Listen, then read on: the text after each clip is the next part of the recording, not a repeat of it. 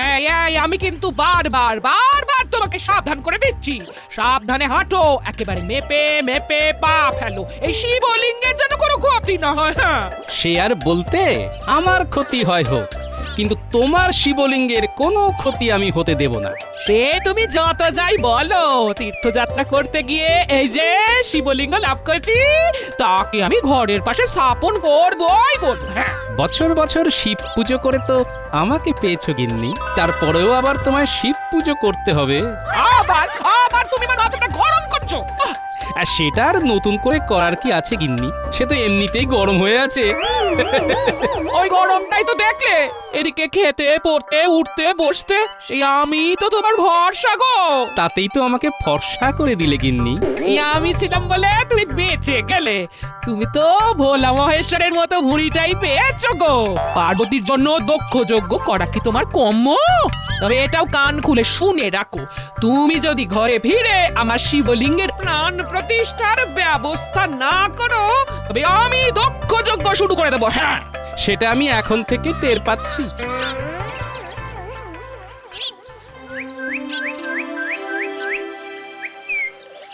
এ কি, আজও তো দেখছি গোপাল রাজসভায় অনুপস্থিত। তবে কি এখনো তার তীর্থ করা শেষ হয়নি? শেষ হলেই বা তাকে পাবেন কি করে মহারাজ? তার কি আর সভার কাজে মন আছে? তার মানে খবর আছে মহারাজ, গোপাল এখন মন দিয়ে সংসার সামলাচ্ছে। সে এখন গিন্নি অন্ত প্রাণ, গিন্নির কথায় উঠছে আর বসছে। তাই গিন্নি হুজুগ ধরলেই সেটা গোপাল কিভাবে সামলাবে খালি তাই ভাবছে। শুধু কি ভাবছে, একেবারে কাজ করে দেখাচ্ছে। শুনলাম তীর্থ করতে গিয়ে গোপালের গিন্নি নাকি একটা শিবলিঙ্গ নিয়ে এসেছে, তার প্রতিষ্ঠা করাতে হবে। এখন গোপালের ধ্যান জ্ঞান সেটাই। তার জন্য নাকি গোপাল এখন হিমালয় ফেরত সাধুর কাছেও যাবে। সে যাচ্ছে যাক, কিন্তু এইদিকে গোপালের দেখা দেখি পণ্ডিতও যে তীর্থযাত্রায় বেরিয়ে গেল। এটা তো ভালো কথা মহারাজ, কিন্তু আমি ভাবছি অন্য কথা। তবে সবকিছু ছেড়ে গোপাল হঠাৎ শিবলিঙ্গ নিয়ে পড়লো কেন? তবে কি ওর অন্য কোনো মাহাত্ম্য আছে? এই তো এখানেই তো সেই সাধু বাবার ডেরা বানিয়েছেন শুনলাম। সবই মহাদেবের কৃপা। এমনি এমনি কি আর হিমালয় ফেরত সাধু বাবা আমাদের দর্শন দেওয়ার জন্য এই বয়সে আছে না? তাই বুঝি। তাহলে দেখি বাবার কৃপায় আর কি কি শুভ কাজ হয় এবার। হবে হবে, সব শুভ হবে। সামনেই শিবরাত্রি, শুভ তো হতেই হবে। তবে কি ভালো কোনো যোগ আছে সাধু বাবা? হ্যাঁ, আছে তো বটেই। হিন্দু শাস্ত্র মতে এই দিনেই শিব আর পার্বতী বিবাহ বন্ধনে আবদ্ধ হয়েছিলেন। তাই এই পুণ্যতিথি পালন করলে সমস্ত পাপ থেকে নিষ্কৃতি পাওয়া যাবে। ব্যাস, আর কিছু না? সংসারে শান্তি ফিরবে আর মোক্ষ লাভ হবে। বল বল, আর কি চাস? আবার কি চাইবো সাধু বাবা, এটাই তো হয়ে বেশি। তাহলে বাবা ওই শিবরাত্রির দিনেই আমাদের শিবলিঙ্গের প্রাণ প্রতিষ্ঠা হবে। আর সেই শুভ কাজটা মানে প্রাণ প্রতিষ্ঠার ব্যাপারটা আপনিই সামলে দেবেন। বেশ, তাই হবে রে বেটা। জয় জয় মহাদেবের জয়। এদিকে তো ভালোই তেলপাট চলছে রে ঘটা। আমাদের চটপট খবরটা যথাস্থানে পৌঁছে দিতে হবে।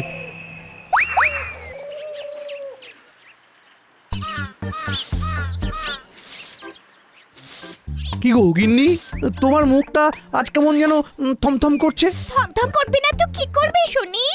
এমন লোককে নিয়ে কি আর সংসার করা যায়? আমি আবার কি করলাম? বলি সংসারে তো তোমার মন নেই, তা মনটা থাকে কোথায়? এই মরেছে মনটাকে কোথায় কার কাছে রেখে এলাম? কই না তো, রাখিনি তো। রাখুনি নয় বলো ভাবনি। আমার শখ আহ্লাদ নিয়ে মোটেই তুমি ভাবো না। এবেলা ও বেলা খালি রাজসভায় ছুটছো।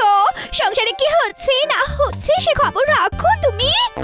না রাখলে সংসারটা চলছে কি করে? তবে তুমিও শুনে রাখো গিন্নি, সারাদিন কানের কাছে এরকম ভো ভো করলে আমিও পালিয়ে পালিয়ে বেড়াবো। হ্যাঁ, একেই বলে কপাল। একজনের সংসারে শান্তি আসছে আর একজনের কপালে অশান্তি। এবার কিন্তু গোপাল দাদা এই সব ঝামেলা থেকে মুক্তি পেয়ে যাবে আর মন্ত্রী মশাই মাথা ঠুকবেন। এই কি হয়েছে? খুলে বল দেখি আমায়, বল। হ্যাঁ হ্যাঁ, রাগ ঢাকে কি আছে? আমরা তো নিজের কানেই শুনে এলাম ওই হিমালয় ফেরত সাধু বাবার কাছে গিয়ে গোপাল দাদা আর ওর গিন্নি সংসারে সুখ আনারে টোটকা নিচ্ছে। শিব পুজোর নির্ঘণ্ট জেনে এসেছে। দেখো দেখো, তাহলে আমি কেন তোমাকে দু চার কথা শোনাচ্ছিলাম? এরপরেও কি তোমার টনক নড়বে না? আমার টনক নড়ুক না নড়ুক, গোপালকে আমি কিছুতেই শান্তি পেতে দেব না। না না দাদু, এইভাবে চুপি চুপি আমাদের না জানিয়ে পুজো করা চলবে না। হ্যাঁ, দাদুর বাড়িতে শিব পুজো হবে অথচ আমরা কোনো দায়িত্ব পাবো না, সেটা হবে না। ওই দেখো আমার কচি কাচারা চলে এসেছে। আর মনে মনে বেশ গোসাও করেছে মনে হচ্ছে। এখানে শিব পুজো হবে আর আমরা কোনো কাজ করব না, তাই আবার হয়? হবে কি করে? তোদের ছাড়া তো সবকিছু ঠিক করে জোগাড়ই করা যাবে না রে। এই যে এই শিবের পুজোয় অপরাজিতা, ধূত্র, আকন্দ ফুল আর বেল পাতার আগে সেটাকে জোগাড় করবে শুনি। আমরা ছাড়া আবার কে করবে? তাহলে তোদের যে প্রয়োজন আছে সেটা তো বুঝতে পেরেছিস। কোনো চিন্তা নেই, আমরা সব জোগাড় করে আনবো। এদিকে না হয় সব জোগাড় হয়ে গেল, কিন্তু ওদিকে শিব পুজোর নেমন্তন্নটাই তো করা হয়নি এখনো। সেটা কি এবার আমাকেই করতে হবে? তার জন্যে তো এই শর্মা আছে, ঠিক সামলে দেবে। মনে হচ্ছে খুব ধুমধাম করে এবারে পুজো হবে। তাহলে মন্ত্রী, আপাতত তেমন কোনো উৎসব অনুষ্ঠান নেই, তাই তো? থাকলেই বা কি মহারাজ, ভেতরে ভেতরে কে যে কি করে ফেললো সেটা তো আর জানতে পারছি না। মন্ত্রীমশাই বোধহয় গোপালের বাড়িতে শিবলিঙ্গ স্থাপনের কথা বলছেন। তেমন কিছু হলে গোপাল নিশ্চয়ই আমাদের ডাকবে, আমি নিশ্চিত। সেই আশাতেই থাকুন আপনি। হ্যাঁ, গোপাল করবে নিমন্ত্রণ, তাহলেই হয়েছে। না না, এখনো কিছু হয়নি, তবে এবার হবে, মানে নিমন্ত্রণ। এই তো গোপাল এসে গেছে। তাহলে ওই কথাই থাকলো মহারাজ, আগামী শিবরাত্রির দিন এই গরিবের বাড়িতে আপনি সহ সকলের নিমন্ত্রণ। শিবলিঙ্গের প্রাণ প্রতিষ্ঠা হবে। কিন্তু একা হাতে গোপাল সব দিক তুমি সামলাচ্ছ কি করে? পুজোর কাজ তো বড় কথা নয়। আমি থাকতে গোপাল ঝামেলায় পড়বে, এমনটা ভাবলেন কি করে মহারাজ? কোনো চিন্তা করো না গোপাল, পুজোর দায় দায়িত্ব খুঁটি নাটি আমি সব সামলে দেব। বাহ বাহ বাহ, পুজোটা গোপালের বাড়িতে হচ্ছে বটে, তবে তার জন্য তো সবাইকে সাহায্যের হাত বাড়িয়ে দিতে হবে।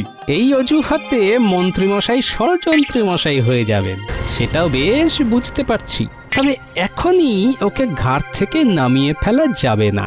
মন্ত্রীমশাই নিজে যখন সব সময় গোপালের সঙ্গে সঙ্গে থাকবে, তখন আর চিন্তা কি?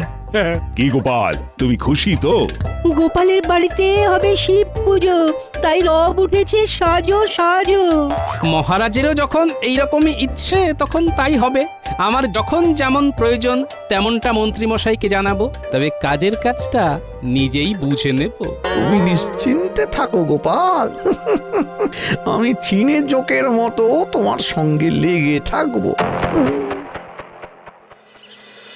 এবার আমার কোনো সন্দেহ নেই যে পুজোটা তুমি মন দিয়েই করেছো। হ্যাঁ, এতক্ষণ তাহলে সন্দেহ ছিল বুঝি? সেটা একটু ছিল বটে, তবে এবার যখন তুমি নিজেই আমাকে সাধু বাবার কাছে নিয়ে যাচ্ছ, তখন আর কোনো ভাবনা নেই, চিন্তাও নেই। হ্যাঁ, তবে আমার যে চিন্তা হচ্ছে কি নেই, মন্ত্রীমশাই ছুঁচ হয়ে ঢুকে ফাল হয়ে বেরোবে। কি আবল তাবল বলছো বলো তো? মন্ত্রীমশাই যেচে সাহায্য করতে চাইছে, তার মানে নিশ্চয়ই এর পেছনে মন্ত্রীর অন্য কোনো উদ্দেশ্য আছে। এ তোমার সন্দেহবাতিক মন গো, সন্দেহবাতিক মন। তাই মন্ত্রী মশাই সাহায্য করতে চাইলেও সন্দেহ করছো গো। সেই সন্দেহ তোমার দূর হয়ে যাবে গিন্নি, একটু সবুর করো।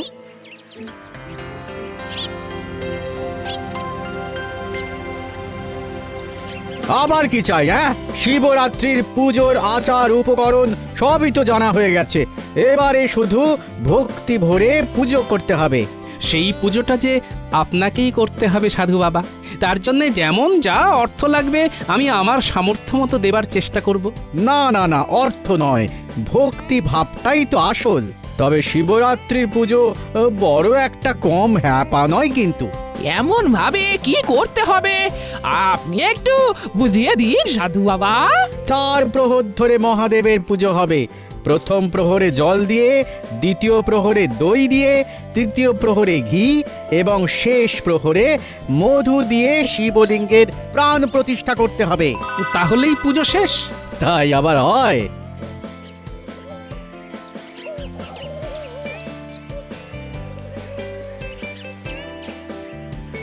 এত কিছু কি আমরা সামলাতে পারবো বাবা? এতেই ঘাবড়ে গেলে হবে? শুদ্ধ মনে সব কিছু ঠিকঠাক পালন না করলে কিন্তু পুণ্যের বদলে পাপটাই গায়ে লাগবে, সেটা যেন খেয়াল থাকে। হ্যাঁ, যা ভেবেছি তাই। শিব পুজো শুরু হওয়ার আগেই মন্ত্রীমশাই চমকাতে শুরু করেছে।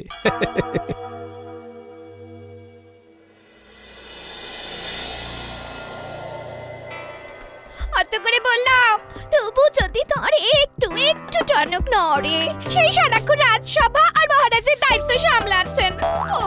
সবটাই সামলাতে হবে গিন্নি, সবটাই সামলাতে হবে। শুধু ঘরে নয়, বাইরেরটাও তো সামলাতে হবে। কি আর সামলাচ্ছ? যদি সামলাতেই পারো তবে আমাকে তীর্থযাত্রায় নিয়ে চলো তো দেখি। চলো চলো। এই সেরেছে, তোমার মাথায় আবার এই তীর্থযাত্রা যাওয়ার ভূত চাপলো কেন? কেন চাপবে না? কেন কেন? গোপালের গিন্নি যদি শিবলিঙ্গ নিয়ে এসে সেটা প্রতিষ্ঠা করে সংসারে সুখ শান্তি আনতে পারে, তাহলে আমিও পারবো। আহা, ওহো, আরে ব্যাপারটাও তো সহজ নয়। ভাবে ভাবে যা বুঝলাম, সাধু বাবা গোপালকে এমন ফিরিস্তি দিয়েছে যে পুজো করা গোপালের মাথায় ওঠার জোগাড়। বলো কি? হ্যাঁ, গোপাল যদি সবকিছু ঠিক করে করেও ফেলে, তবে সেটা কি করে ভেস্তে দিতে হয় সেটা আমার জানা আছে। শুধু তাই নয়, চাইলে ঘোলা জলে কি করে মাছ ধরতে হয় সেটাও নিশ্চয়ই তোমার মনে ভাজা হয়ে গেছে। সে আর বলতে, তুমি আমাকে ঠিকঠাক চিনেছো গিন্নি। গোপালকে যে কি প্যাচে ফেলবো সে আমার মনে মনেই আছে।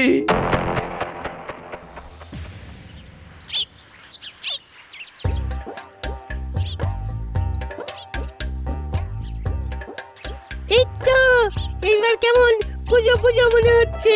হ্যাঁ, কলসিতে ভরে গঙ্গা জল দিয়ে এসেছি। এটা না হলে তো পূজাই শুরু করা যাবে না। সে না হয় এনেছিস, কিন্তু এবার বাকি কাজগুলো তো সামলাতে হবে নাকি?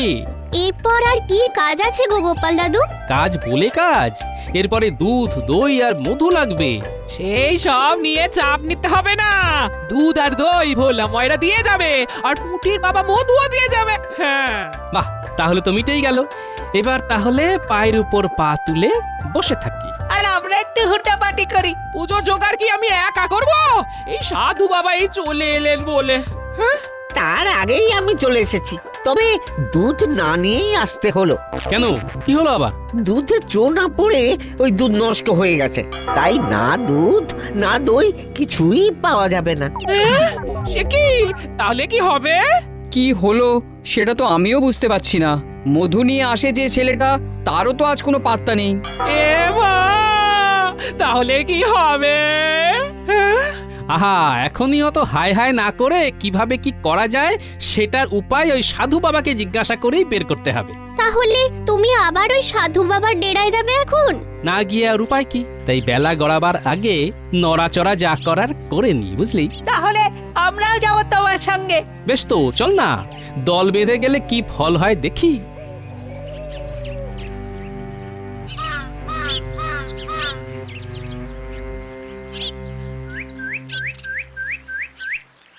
তাহলে যেমন যা বলেছিলাম তেমন সব গুছিয়ে ফেলেছিস তো? একেবারে দায়িত্ব নিয়ে চেপে দিয়েছি, সব জায়গায় আটকে দিয়েছি। আমরা এমন চেপেছি যে গোপাল দাদা পুরোপুরি চাপে পড়ে গেছে। যাই হোক, শোন, প্যাঁচটা হালকা করা যাবে না। পুজোর জোগাড়ে যদি ঠিকমতো না হয় তবে পুজোই হবে না। আর পুজো না হলে পুণ্য হবে না। না না, আরে গোপালকে বিশ্বাস নেই, তাই ও ডালে ডালে গেলে আমাকে পাতায় পাতায় যেতে হবে। আমি জানি গোপাল এখন কি করতে পারে, তাই এটা ওটা ছেড়ে মাথাটাকেই ঘুরিয়ে দিতে হবে, বুঝলি? আপনি কিচ্ছু ভাববেন না মন্ত্রী মশাই, সাধু বাবার খাতির যত্নের কোনো অভাব হবে না। আপনার কোনো বদনাম হবে না। তোরা এই দিকটা দেখ, বুঝলি? বাকিটা আমি সামলে নিচ্ছি, তবে সবটাই খুব তাড়াতাড়ি করতে হবে কিন্তু।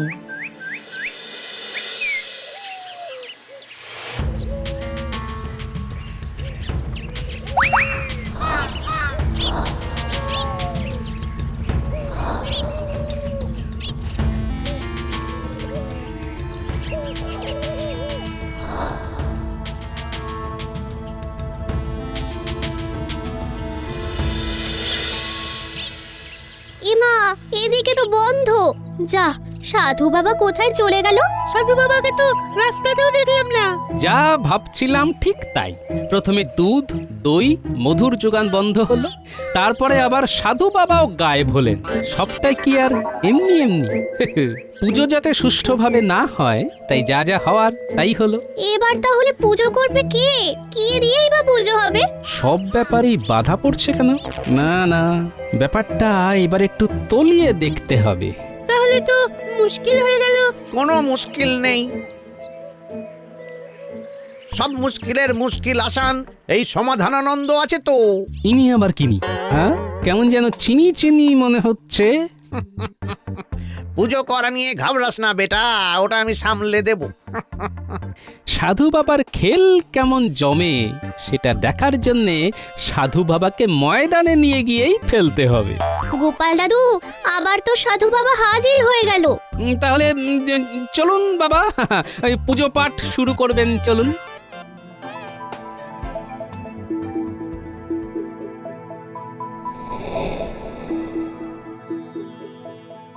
হয়েছে গিন্নি, হয়েছে। ব্যবস্থা একখানা ঠিক হয়েছে। বলি, সাধু বাবাকে নিয়ে এসেছো তাহলে? কিন্তু ইনি কে? আমি আর নিজের পরিচয় কি করে দিই মা? আমি বলে দিচ্ছি বাবা, ইনি হলেন শ্রী শ্রী স্বামী সমাধানানন্দ মহারাজ। সেই সাধু বাবা হিমালয়ে ফিরে যাওয়ার আগে ধরে নাও এনাকেই পুজোর দায়িত্ব দিয়ে গেছেন। আমি ঠিক বললাম তো বাবা? বিলক্ষণ বিলক্ষণ বিলক্ষণ। তাহলে এবার পুজোর জোগাড় বুঝে নিতে হবে আমায়। গঙ্গা জলে শুদ্ধ করে দুধ, দই, মধু ইত্যাদি উপকরণ সব গুছিয়ে নি। কই সেসব কোথায়? হ্যাঁ, সেই সব তো কিছুই নেই বাবা। সে কি? তাহলে তো পুজো প্রক্রিয়ায় ব্যাঘাত ঘটবে। মনে হচ্ছে মন্ত্রীমশাইকে কোনো দায়িত্বই দেয়নি। তার ওপর দায়িত্ব দিলে অন্তত এমন অনাচার হতো না। এই মুহূর্তে যখন ফুল আর গঙ্গা জল ছাড়া আর কিছুই নেই, তখন সাধু বাবা দেখুন না, যদি মূল্য ধরে দিই তাহলে কি সবটা সামলে দিতে পারবেন না? এই তো এইবার গোপাল পথে এসেছে। এই তালে ওকে চাপ দিয়ে কিছু কামিয়ে নেওয়া যাবে।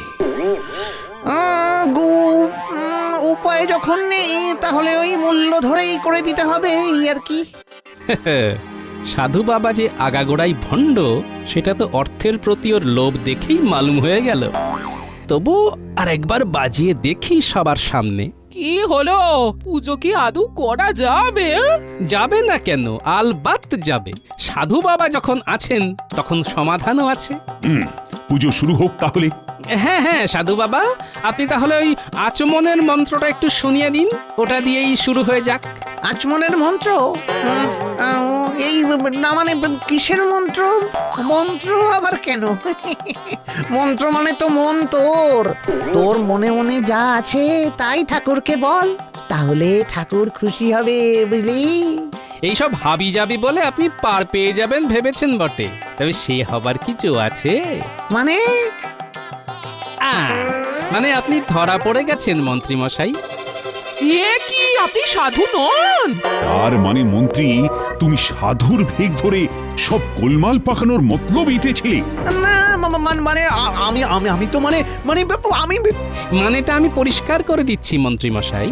পুজোর সামগ্রী জোগাড় করতে গিয়ে যখন সবাইকে হাত তুলে দিতে দেখলাম, তখনই আমার সন্দেহ হয়েছিল। তারপরে যখন দেখলাম সাধু বাবার গলায় হার, তখন আর বুঝতে বাকি থাকলো না যে সাধু বাবা নকল। এবার কি যে হবে? গোপালকে আমি মন্ত্রীর ওপর ভরসা করতে বলেছিলাম, কিন্তু এখন তো দেখছি মন্ত্রী গোপালকে একেবারে ভরসা করে দেওয়ার চেষ্টা করছিল। কিন্তু এবার আবার শিবরাত্রির ব্রত পালনে কি হবে? ঝামেলা পাকানোর পান্ডাকে যখন ধরা গেছে, তখন তাকে ঘা কতক ডান্ডা কষালেই সমাধান পাওয়া যাবে। সামগ্রী মন্ত্রীকেই জোগাড় করতে হবে। আর পুজো কিভাবে কাকে ডেকে হবে সেটাও মন্ত্রীমশাইয়ের ওপরেই ছেড়ে দিন মহারাজ, কারণ আমার স্থির বিশ্বাস সাধু বাবা কোথাও যাননি, ওকে মন্ত্রীমশাই কোথাও লুকিয়ে রেখেছেন। রক্ষে করুন মহারাজ, আমি সব বলছি। সাধু বাবা কোথাও যাননি, বটার ঘটার হেফাজতে আছে। আমি তাকে এনে সব ব্যবস্থা করে ফেলছি মহারাজ। আপনি শুধু এবারের মতো আমাকে ছেড়ে দিন মহারাজ, আমাকে ছেড়ে দিন। মহারাজ আর আপনাকে ধরলো কোথায় যে ছেড়ে দেবে মন্ত্রীমশাই? ভালোই ভালোই পুজোটা মিটতে দাও একবার, তারপর তোমায় বোঝাবো কত ধানে কত চাল। আমি গেলাম মহারাজ।